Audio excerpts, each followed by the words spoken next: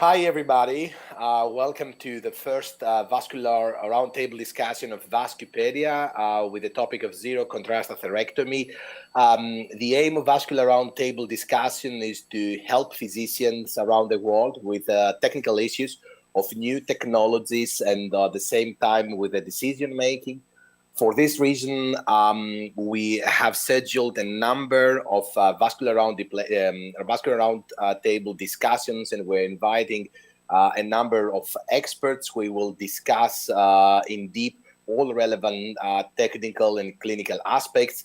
The structure of the vascular roundtable discussion is always the same. After the discussion of the experts, we will provide you 5 to 10 minutes, depending on the topic, to send us all the questions that you have. Please feel free to ask anything that you want. For this reason, you can download the Vascupedia app from the Google and Apple Store. After this time slot of 5 to 10 minutes, the expert will see all of your questions, and we will try to answer the majority of them, and we will try to clarify any unclear issue. The topic of today, as I mentioned before, is the zero contrast atherectomy, and I'm really more than happy to welcome Dr. Antonio Micari, an renowned interventional cardiologist from Italy, and Dr. Konstantinos Stavroulakis, a vascular surgeon from Germany. Guys, thank you both for joining us in this first vascular roundtable discussion. So I would say let's start directly with a presentation, and then we will have a discussion on this. So this is the topic: directional atherectomy and anti-restenotic therapy with CO2 angiography.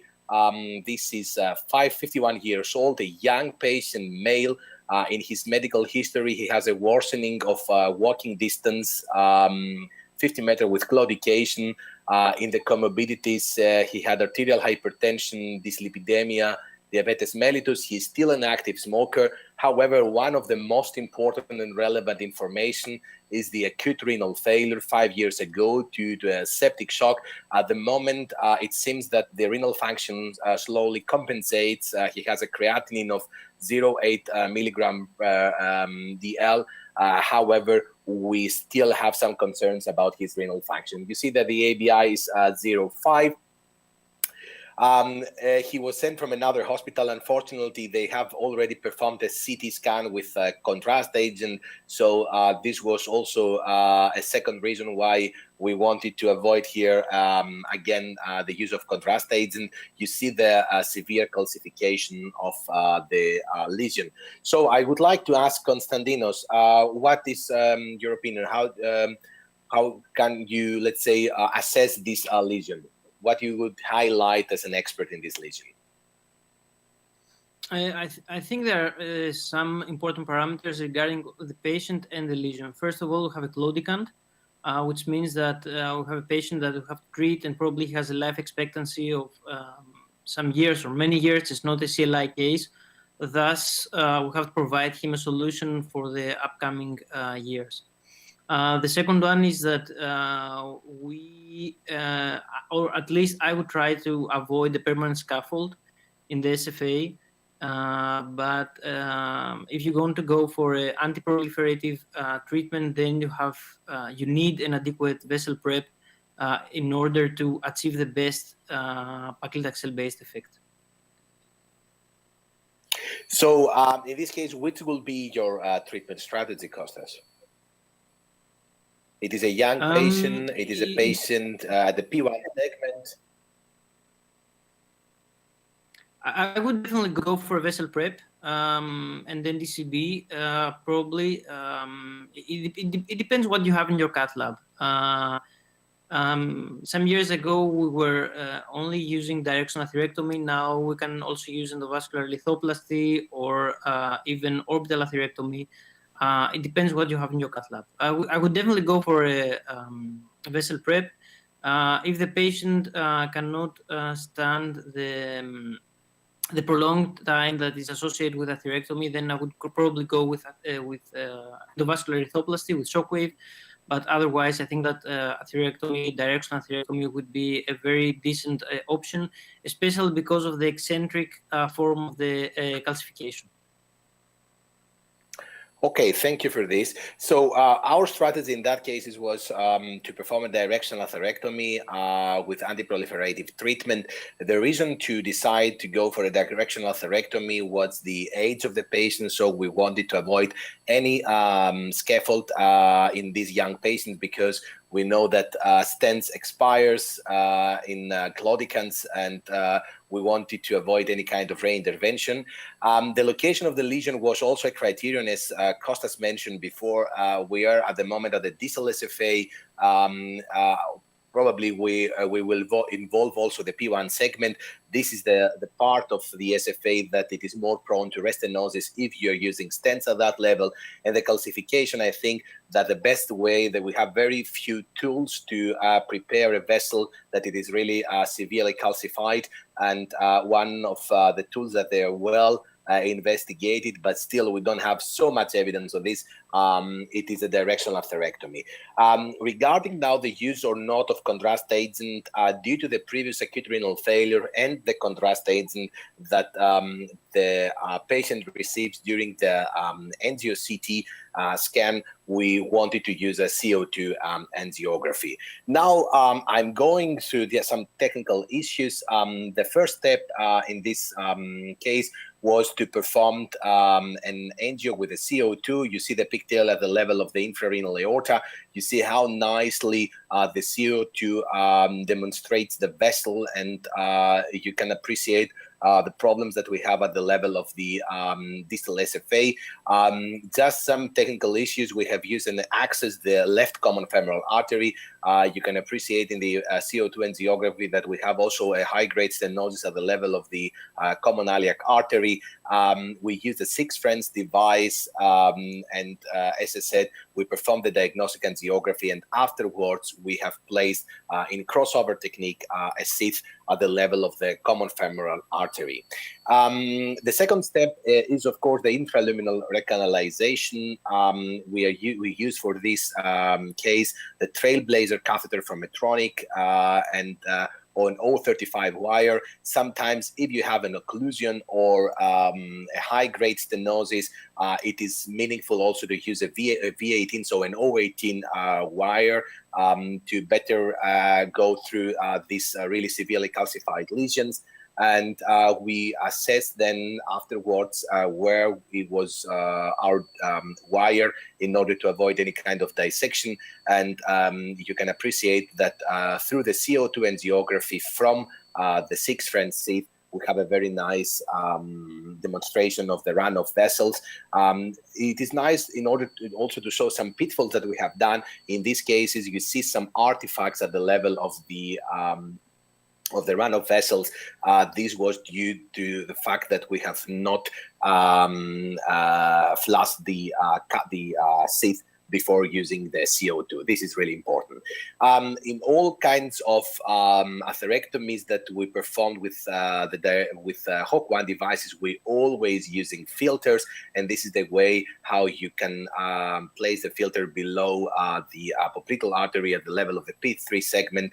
And in this case, we have used a spider filter from Medtronic.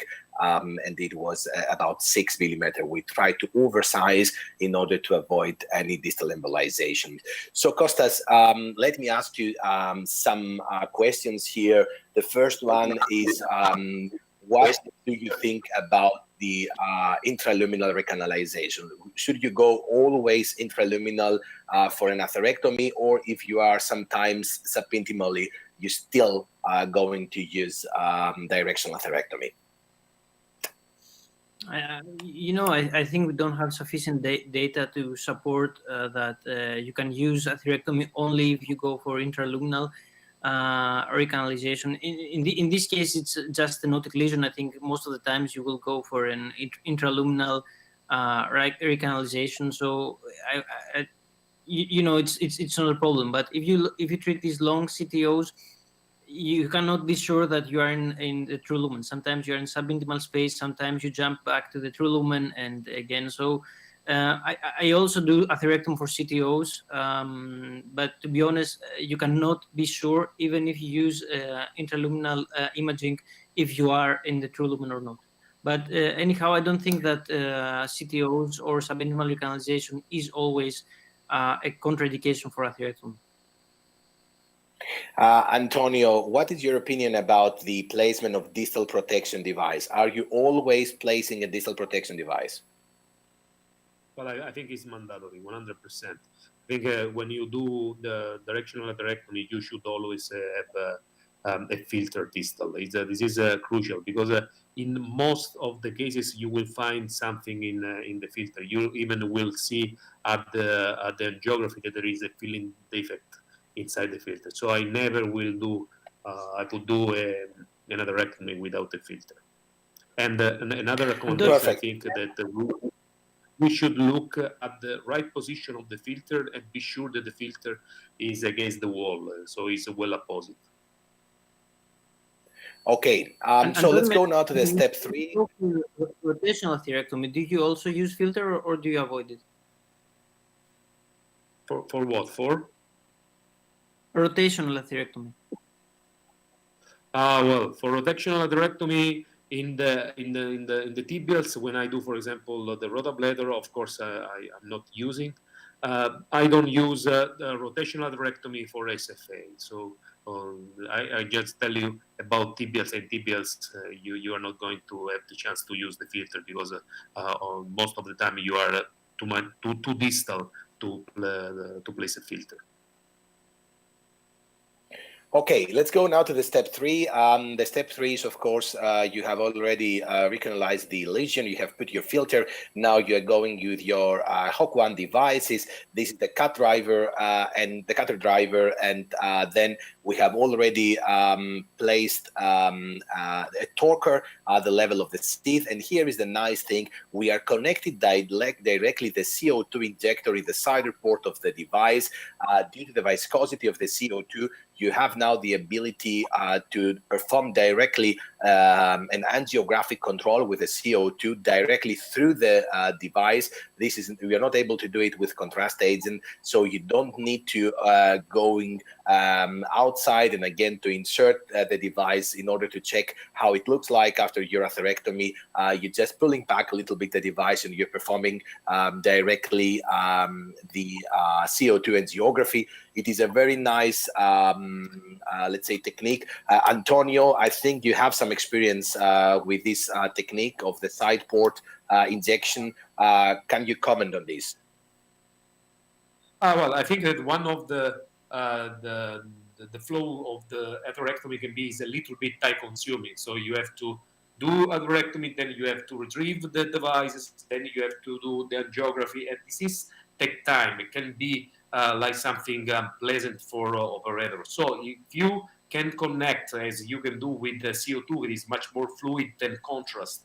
At the side port level, the CO2 injector, you don't need to retrieve the system. You will save a lot of time. You will have a very nice imaging. And so you will appreciate if you need more passages or is enough and you have to retrieve definitely the device. So I think this is very, very important for this kind of technique. Perfect. So we have already done it, and you see here how it looks like a CO2 angiography when it is performed directly through the side port of the device. So the CO2, it comes outside from the cutter window, and you can appreciate we have already done some cuts here. So the stenosis has been already reduced, and you see the calcified vessel at the distal SFA. At that moment, we are starting performing the directional atherectomy, and when we think that the nose cone is already full, then we are going to clean the nose cone. Here I would like to ask Konstantinos, are you starting directly with a directional atherectomy, or you are using the device according to the IFU? So you're going first through direct all the lesion to see that you have the ability to work with the device, and if you're not able to go through, you perform some kind of pre-dilatation. What is your strategy in those more or less CTOs?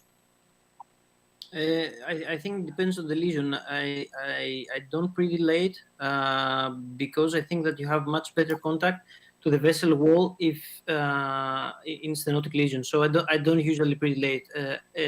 Of course, sometimes you have to do it because you cannot advance the atherectomy catheter. But otherwise, I don't routinely predilate these lesions. Yeah, I think sometimes. that you wouldn't do. Yeah, sorry, Theo. I think this is very important to point out that this is very easy with the new system, with the with the OC one that has a completely different profile and is very easy to overcome, to go through the lesion without any regulation. I agree 100% with Konstantinos. If we can, we should not predilate the lesion before atherectomy. And very good, Antonio. Antonio, Antonio would like to ask you something. I would like to ask you something else. I would like to ask you something else regarding the devices. So, would you prefer in those lesions now to use the 6 friends, because in that cases we're using the 6 friends device, or you're still working with the 7 friends? What is your strategy? Well, I use a 95% of cases the 6 French. 6 French is is a very nice performance. Yeah, it's a very nice performance you can use in any situation without predilation. So I would suggest to use 6 French. Perfect. Kostas, another question for you is what is actually the length of cutting of one cut? So you're using 40 millimeters in the 6 friends and 75 for the LX system for the 7 friends, or how you assess the length of your cut? Well, I see if do you mean how do I see, because I didn't really understand the question. Do you mean how do I assess the length of my cut or what? Yes, the length of your cut, but it means that you're starting cutting when you stop the first cut, and then you're going back to start with a new one, because you have to be careful not to avoid any kind of distal embolization. I don't go for long atherectomy cuts. To be honest, I just go for a 10 to 30 millimeters, and then I retrieve it and pull back in the nose cone, because I always try to avoid distal embolization. It might be time consuming, but I think especially in claudicant you have to be very careful, because we are talking now about quality of life, and I want to avoid any unnecessary complications. Antonio, just a short question for you now. You see that we're working now on calcified vessels. It was a severely calcified lesion. So sometimes I have the feeling when I'm cutting, and this was also the case here, that I cannot remove the plaque directly with the cutter of the Hawk one, because it is really severely calcified. Do you have any trick, any tip, what you should do in that case if we cannot remove directly the plaque? Should we do a lot of let's say quick cuts in order to change the surface of the plaque? How is your strategy? Well, my strategy is first not to push if you cannot cut. This is something very important for safety, because if you have difficulties in cutting and you believe that pushing you will have more effect, this is, I think, this is wrong. This is wrong and dangerous, and very dangerous for embolization. So I will do, as you pointed out, shortcuts in different direction in 360 fashion. So I will rotate 90 degrees. I will concentrate on that part. And first of all, check again the position of the filter when I have some difficulties. So what is important is not to move fast, not to do very fast movement, retrieving the device and pushing back down, because this is getting dangerous. If you will take a little bit more time, but at the end you will cut probably. Even in the very calcified, with the new system, you will cut. Perfect. So let's go now forward. Here is a way that you determine the fullness of the tip. You have the green part that it is that you can continue still with your atherectomy. Then if the cutter stops in the yellow zone, then the tip is full and it is time to clean. And in the red part, you have to stop at least 1 centimeter before the cutter window, and additional passes are not recommended in that case. And you have not to really push the material inside the nose cone, because you may have problems like this one. Very quickly about the device talking technique. The way that you have to do it, you attract the entire length of the nose cone through the lesion. So you're checking that you can rotate, you can work through the lesion, and then you're rotating the device below the lesion on the right positions. You're going up and you're starting with your atherectomy, and you remove the plaque. And of course, now it comes the question of about how much should we cut in order to perform the so-called vessel preparation. Kostas, we know that according to the definitive AR trial, that the most, let's say, optimal residual stenosis will be less than 30%. It is something that you always, you're strict with this criterion in your daily practice, or you're trying to remove as much as possible and you leave a little bit work also for the DCB? It depends again on the lesion. Sometimes if you have very severely calcified lesion, it's almost impossible to achieve residual stenosis less than 30%. In fibrotic lesions, it's not a problem, but most of the times I try to go for less than 30% if it's possible. But otherwise, if you see that I have difficulties, if you cannot remove completely the plaque, then I don't push it. I don't push the limits, because I always try to avoid also perforation. Because the best time to stop is before the perforation.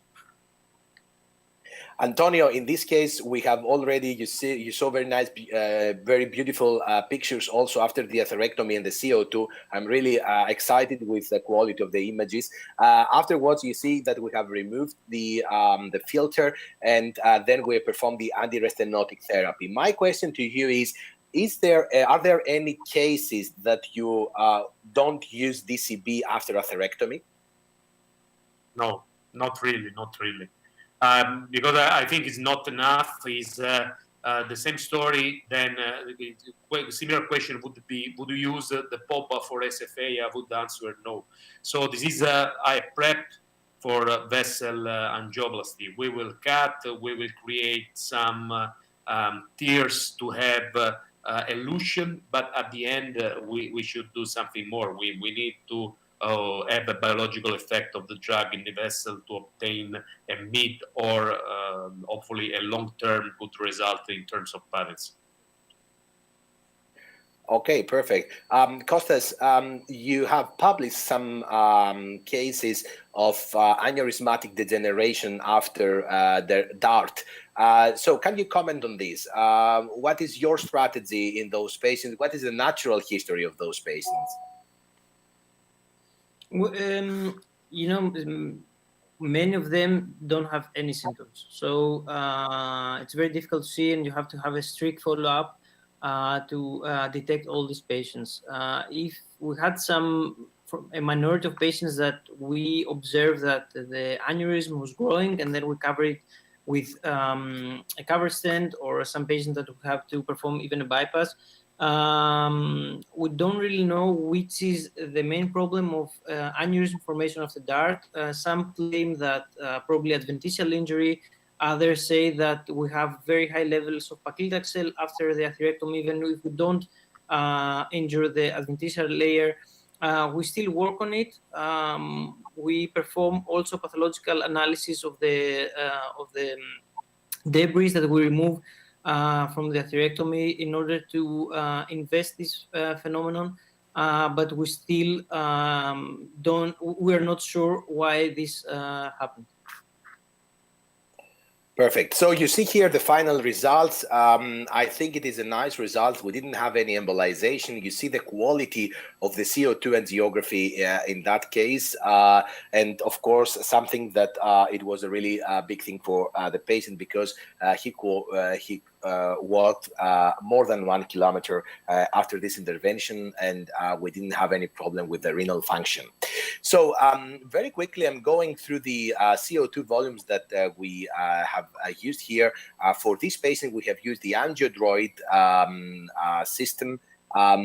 This system, let's say, allows a control release based on pressure and volume of the CO2 into the patients, and we will see that this may lead to less pain and a better quality of the image for the patient. So some technical issues for the people that they are looking at right now is that if you're using CO2 angiography, it plays an important role. How big is the catheter and how long is the catheter that you are using, and of course, what kind of vascular territory are you want to demonstrate. That means if you're having a pigtail catheter of 5 French, 90 centimeters in length at the level of the infrarenal aorta, you need 60 milliliter of injection volume and an injection pressure of 350 millimeter of mercury for the femoral arteries.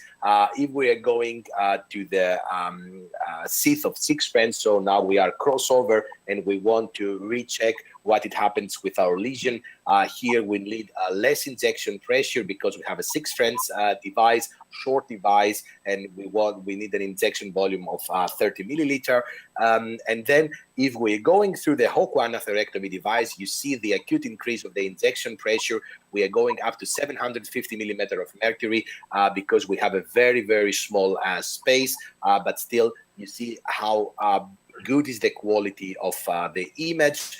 And then if we're using the Trailblazer catheter, this is the catheter that you're putting after the recanalization of the lesion at the level of the popliteal artery in order to check always the popliteal and intrapopliteal vessels. You need a very, let's say, low volume of 30 millimeter and injection pressure of 350 millimeter of mercury.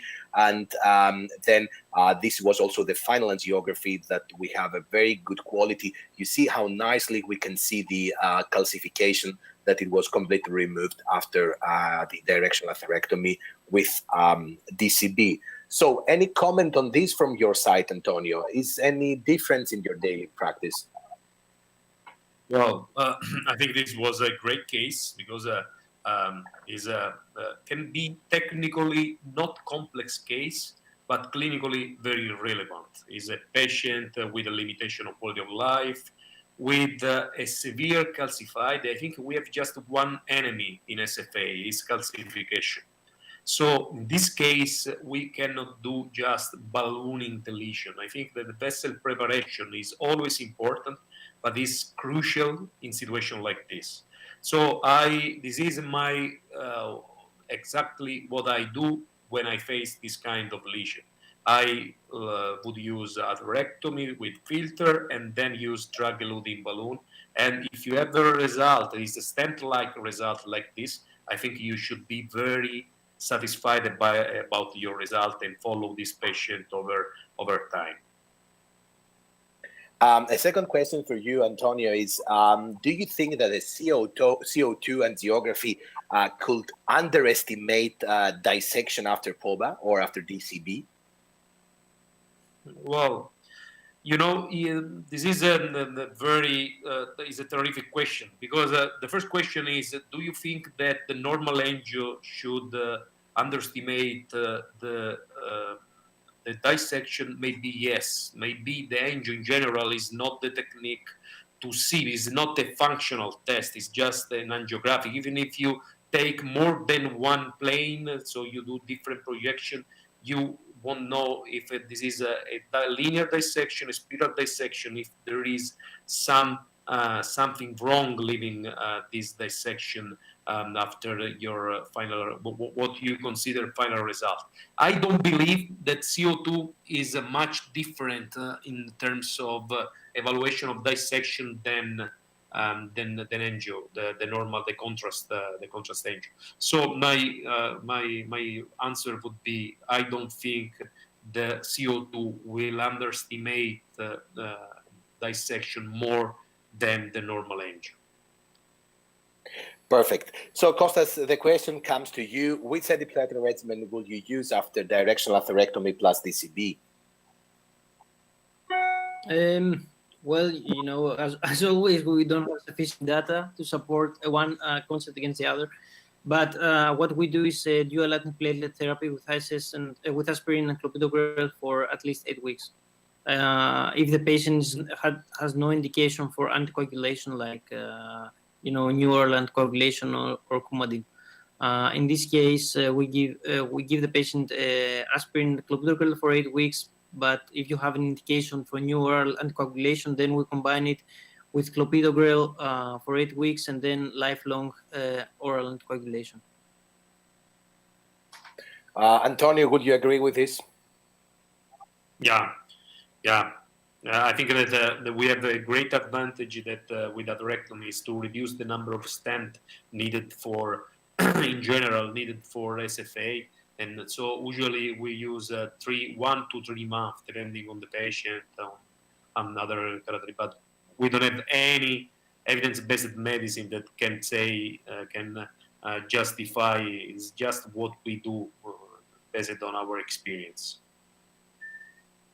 Perfect.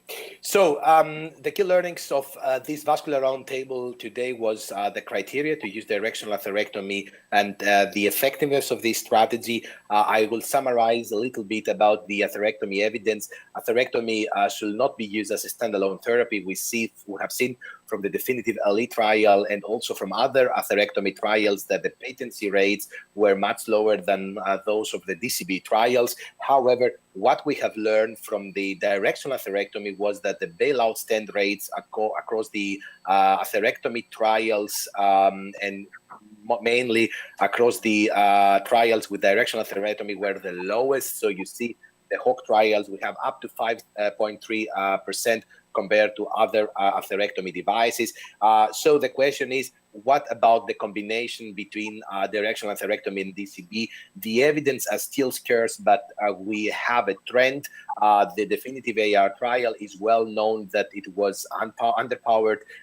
We still have an added benefit for lesions longer than 10 centimeter and for the severely calcified lesions. However, the big and the most important message from this trial was when should we stop with the directional atherectomy? And in this case, the trialists have seen that if you have a residual stenosis less than 30%, and in this vessel, if you put the DCB, the antiproliferative treatment, you have better patency rates, higher patency rates compared to those patients with a residual stenosis more than 30%.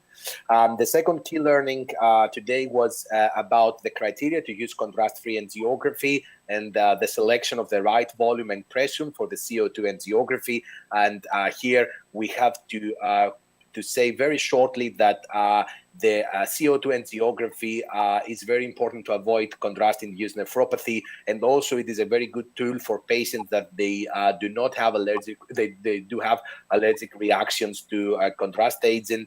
The lower viscosity of the gas allows to use techniques like this one with the side porter of the directional atherectomy to have a very good quality, very good image quality, and at the same time we have also to consider on costs because it is less expensive than a contrast agent, and you may avoid some indirect costs, mostly in patients with having acute kidney injury after contrast agent.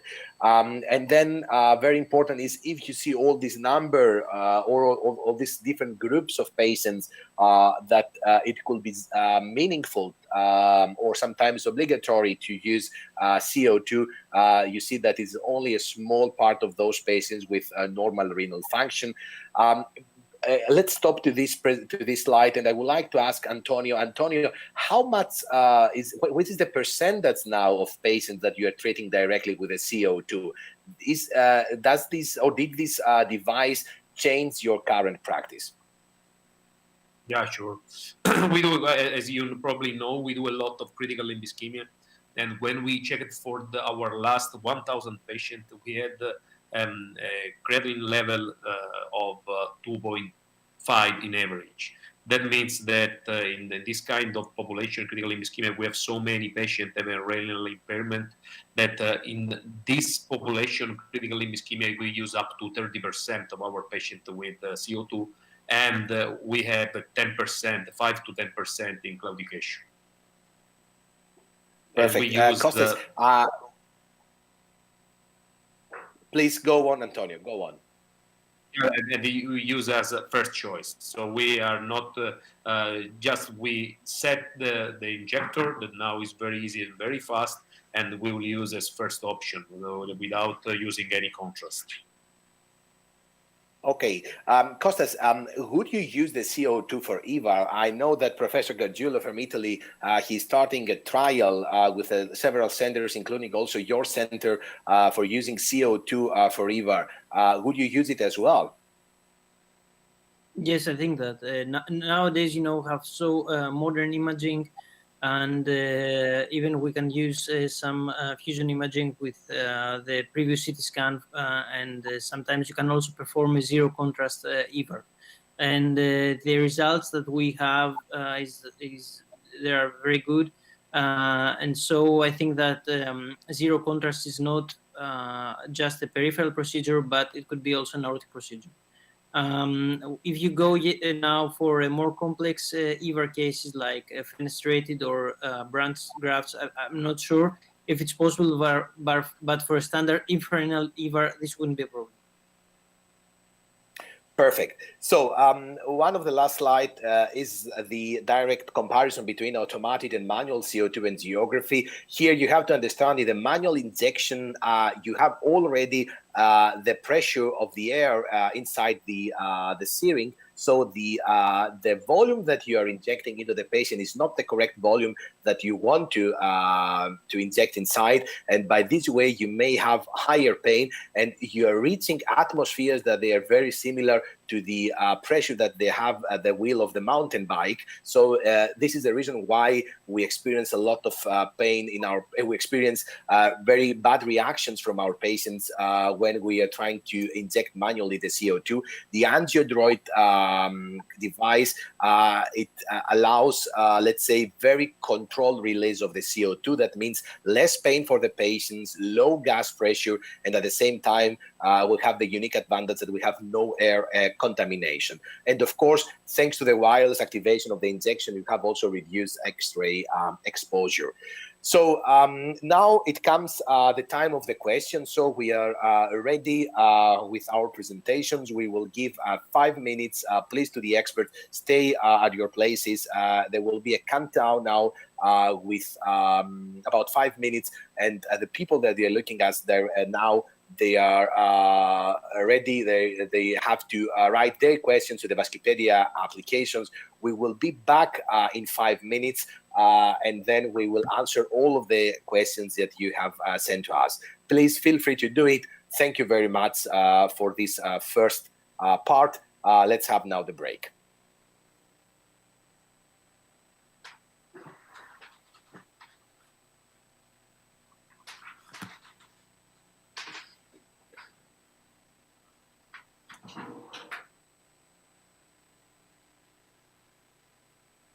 Η βήμα εν μπυρό, εν teleconferentie wegen atherectomie.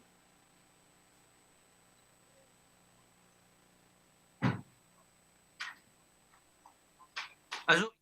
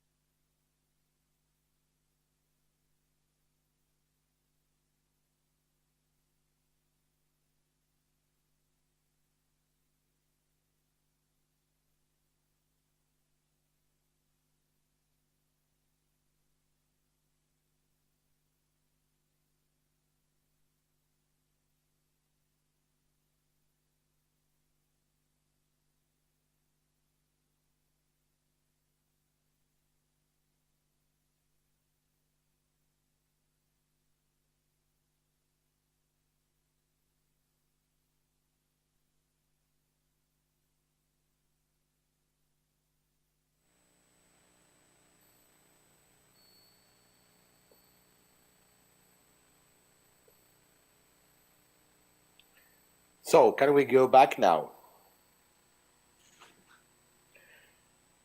Kostas, so we don't have any questions at the moment. I think everything is now clear.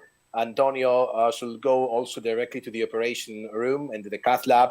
I would like to thank you deeply for your time. And do you have any final, let's say, final conclusion or something that you want to say before we close this case?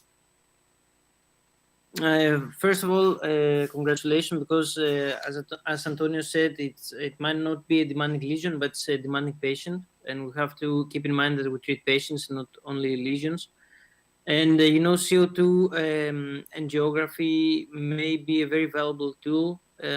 From our first experience that when we're using atherectomy, we're using so much contrast agent, and now we can perform a very good control without using even a single milliliter of contrast medium. So we have also questions from Mrs. Vasirsa. She asked about, in your experience, what is the maximum lesion length to be treated with atherectomy? Kostas, can you answer this question? Well, there's no limit. Of course, I think that sometimes you have to consider that if it's meaningful to treat a 500 milliliter occlusion, but otherwise, there are no limits. You have to keep in mind that if you perform a atherectomy of a long lesion, this could be very time-consuming because you have to retrieve the catheter, remove the bulking material, then introduce the catheter again, perform angiograms with contrast agent or CO2, no matter what, in many planes.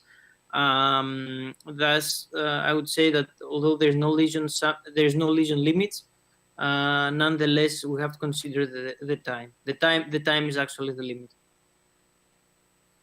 And so if you had enough time and you had a 20 centimeter CTO that you have, let's say, crossed more or less intraluminally, would you go for an atherectomy in a patient about 70 years old with acceptable comorbidities? It depends, if the patient can cooperate, because most of the times I work in local anesthesia. If the patient cooperates and he doesn't have a problem and an issue with the time of the procedure, then I would. Because if you see the data from all the available materials, if you treat a 20 millimeter lesion without an appropriate vessel prep, most of the times you will end with a permanent scaffold. So if you see the data, for example, from Impact Global, in the CTO subgroup, we have 48% of bailout stenting in this kind of lesions. So if you go for a leave nothing behind strategy, then you have to prepare the vessel. Perfect. So with this final, let's say, statement of Kostas about the lesion length, I would like to thank you for watching this vascular roundtable and for your time. Next, let's say, next topic will be the long femoropopliteal CTO. The new date will be announced soon through the Vascupedia social media channels. I would like to thank you for this and see you soon. Bye. Bye, Kostas. Thank you very much. Bye, thank you.